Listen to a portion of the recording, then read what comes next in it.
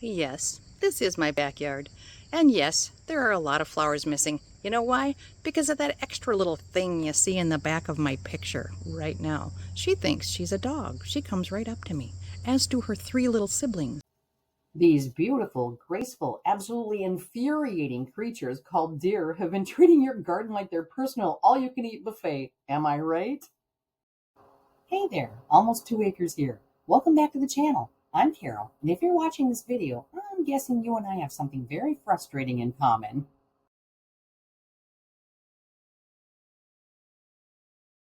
Well, today we're going to solve this problem once and for all. I've done the research so you don't have to. We're talking university extensions, wildlife agency, the works. By the end of this video, you'll know exactly how to build a fortress that even the most determined deer can't reach. First things first, let's talk about what we're up against, because deer are basically the ninjas of the animal kingdom, and not in a good way. These guys can jump 12 feet horizontally and clear a 7-foot fence vertically. 7 feet! That's like jumping over most of us with room to spare. On slopes, they can go even higher. So if you're thinking that cute little 4-foot picket fence is going to stop them, think again. But here's the thing that's going to save your sanity. Deer have terrible depth perception.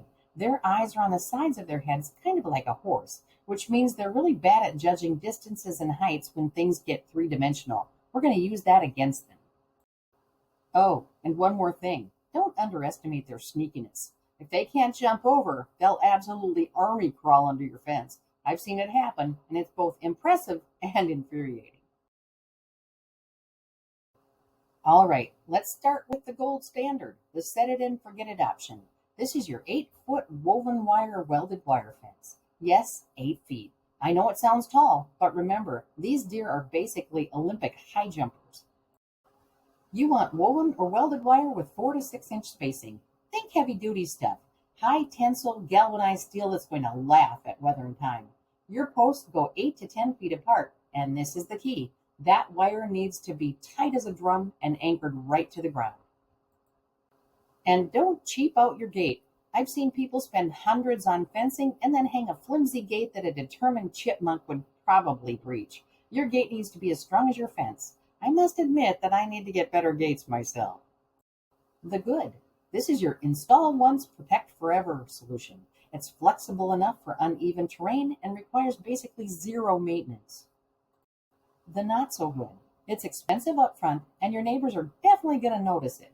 Also, check your local regulations. Some areas have restrictions on fence height.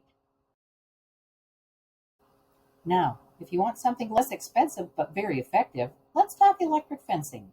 Fair warning, this isn't your grandpa's cattle fence. We're talking serious voltage here. The magic numbers are 3,000 to 4,500 volts at 35 milliamps. You can do this with 5, 7, or 9 high tensile wires spaced evenly from the ground up to about 5 feet. And here's a tip. Mark those wires with bright cloth or reflective tape because you want the deer to see the fence, not accidentally run into it. The reality check. Electric fencing is cheaper up front, but you're signing up for a relationship. You need to check voltage regularly, keep weeds trimmed so they don't short the fence, and make sure your energizer is working. Also, some neighborhoods don't allow electric fences, so check your local rules first. This is where we get psychological. Remember how I said deer have terrible depth perception? We're about to exploit that weakness big time. Option 1, the double fence. You put up 2 parallel fences about 5 feet apart. The outer fence has one strand about 1.5 to 2 feet high. The inner fence has strands at 2 to 4 feet and 5 to 10 feet. The deer look at this setup and their brain basically goes, does not compute. This also works with woven wire or cattle fencing about 6 feet tall and set 5 to 6 feet apart. The deer won't jump when they may not be able to land safely on the other side. Option 2, the slanted fence. One fence, but it's angled 45 degrees outward. From the deer's perspective, this thing looks impossibly wide to jump over. It's like an optical illusion, but one that protects your tomatoes. These systems work because they mess with deer psychology rather than just trying to build a wall they can't physically clear. Now, not everyone needs the Fort Knox approach. Maybe you're renting, maybe you have a small garden, Or maybe you just want to test the waters before committing to the big install. Plastic or polyethylene mesh is your budget-friendly option. It still needs to be 8 feet tall, but it's way easier on the wallet and easier to work with. The downside, it's not going to last forever, and it definitely looks temporary. It also can be pretty hard on the birds that get caught in it. And here's the sneaky option, heavy fishing line. We're talking 30-pound test or heavier, stretched tight about 30 inches high and about 2 feet out from your garden edge. It's basically invisible, but when a deer walks into it, they feel this unexpected pressure and usually back off. This only works if you don't have a ton of deer pressure and they're mostly feeding at night. All right, let's talk installation, because this is where a lot of people mess up a perfectly good plan. First rule, whatever fence you choose, it needs to be anchored right down to the ground. I can't stress this enough. Deer will absolutely crawl under even a tiny gap. Deer squeeze under gaps that look way too small for them. Post spacing matters. For woven wire, stay with 8 to 10 feet apart. For polytape electric systems, you can go about 15 feet between posts. Here's something most people don't think about. Mow a strip about 6 to 8 feet wide along your fence line. This serves two purposes. It keeps weeds from interfering with electric fences, and it creates a clear zone that makes deer less likely to attempt to jump. And if you're going electric, make those wires visible. Flags, reflective tape, bright cloth. You want deer to see the fence and make a conscious decision to avoid it, not accidentally run into it. Let's be real about money, because fencing isn't cheap, and I want you to go into this with realistic expectations.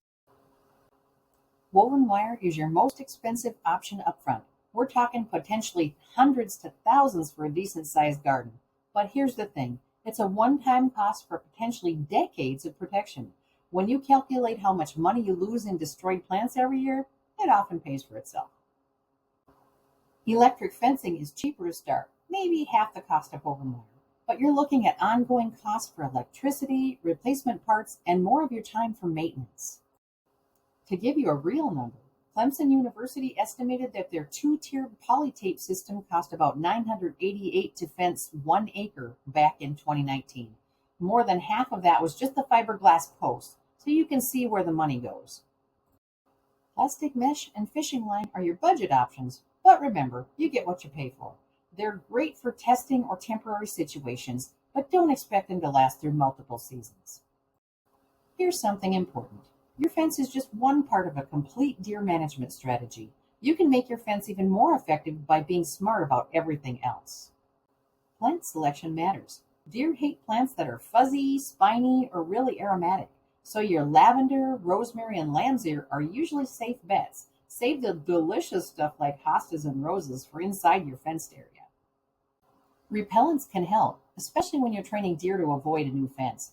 Egg-based sprays, predator urine, those sorts of things. Just remember they wash off and need constant reapplication. And don't make your property deer heaven. Clear out brush piles where they might bed down. Don't leave fallen fruit around. And for the love of all that's holy, don't feed the deer. I know they're cute, but you're literally training them to see your property as a restaurant. There you have it. Everything you need to know to keep deer out of specific areas of your garden for good.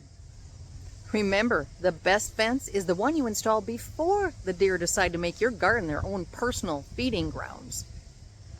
So what's your deer horror story? Please post it in comments so that we can all share in your pain together. Thanks for joining me today at Almost 2 Acres. If you like my coffee drinking hippie vibe, please subscribe and bring along your friends. Hit that notification bell too. Until next time, let's get growing.